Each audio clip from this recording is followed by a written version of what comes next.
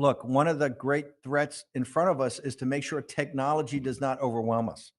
What we could not have any of these entities if we didn't learn how to actually understand technology and to leverage the technology to take us to the new level. Think of H coin and think of the Himalaya exchange. Think of Getter. These are advanced technologies, blockchain, artificial intelligence, but they always have to be under the control of man. One of the one of the serious threats of the Chinese Communist Party is that they look at technology as a form of control, not a form of freedom. That's what the firewall is. That's what the social credit score is. That's very much that's why these protests are against the vaccine and the vaccine mandates. Because people think, hey, we let technology go too far. Maybe you're just clamping down on our personal freedom. So it's that balance. It's the ability to take artificial intelligence and to make sure that it's in the service of mankind, right? And that's very, very difficult. And so I think that's why Miles is always putting the challenges back, particularly to young people who are just now coming into the world for the first time, into the outer world.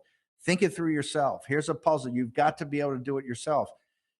Because it's like a baby. You got to learn to walk and learn to talk, right? And you accomplish more and more things. And that's what you see is happening. And that's one of the biggest challenges we have going forward globally as mankind, is to make sure all these advanced technologies, particularly as they converge, advanced chip design, artificial intelligence, regenerative robotics, biotechnology, that they don't overwhelm mankind and really start to replace man, right? Because then we're going to be not just, we're going to give up China will give up the slavery of the Chinese Communist Party to the slavery of technology.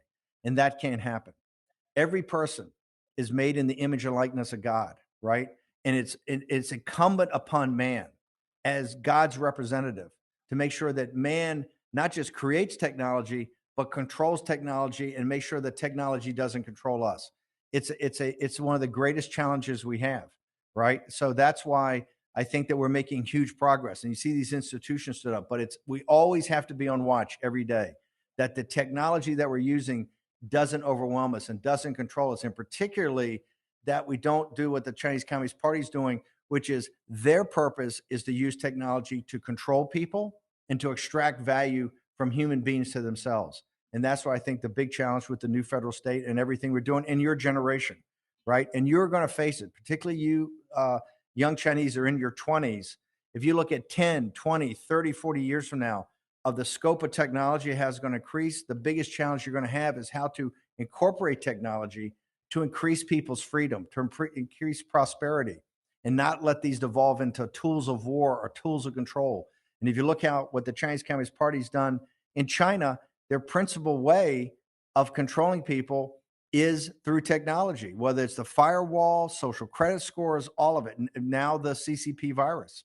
I mean, it's one of the things that Miles has always said is about that he said a couple of years ago, social media is more powerful than nuclear weapons, right? And if you look at what happened even in the United States, the social media oligarchs were able to cut President Trump off and basically try to control the president by just shutting off social media. So it is a major struggle, and it's one that only through prayer and going back to yourself of your spirituality and what you hold dear, that we'll be able to control this. It'll be one of the single biggest struggles you have. The last thing I want to say is look in the United States. We are probably the most advanced democracy in the world. And our democracy has been thousands of years in building, from England and then in the American colonies, our revolution, our Civil War, all of it. And look how imperfect we are.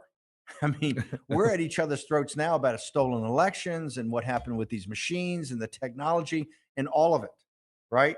It's a struggle every day. It is a fight every day for freedom. It's a fight every day for democracy. It's a fight every day for the rule of law. And so that struggle is all before you, right? But that's why I think in these puzzles and thinking through yourselves, you'll get stronger. You'll be more confident of your judgment. You'll be more confident in your abilities.